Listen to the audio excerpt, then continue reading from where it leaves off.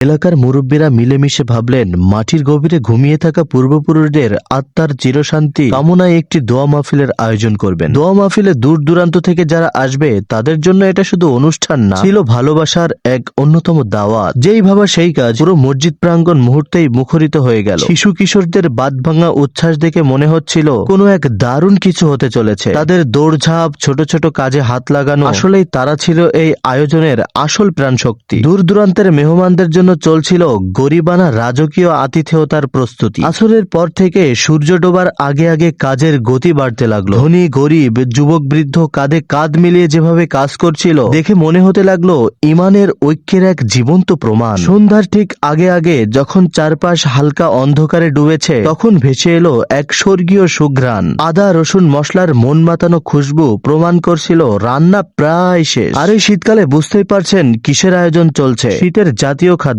গরম গরম খিচুড়ি। রান্না শেষ হতেই এলাকার দুর্দান্ত যুবকরা ঝাঁপিয়ে পড়ল প্যাকেজিং এ। তাদের কাজের গতি, দক্ষতা আর সুশৃঙ্খল পরিবেশ বলে দিচ্ছিল আগামী দিনের কাণ্ডারি হবে এই সুসংগঠিত যুব শক্তি। অনুষ্ঠান যখন শেষ হলো, দূর থেকে আসা সকল মেহমান হাসি মুখে হৃদয়ের তৃপ্তি নিয়ে সেই আতিথেয়তা গ্রহণ করে বাড়ি ফিরলেন। সব মিলিয়ে আয়োজন ছিল আলহামদুলিল্লাহ, মনকে ছুঁয়ে যাওয়ার মতো এক অসাধারণ অনুভূতি।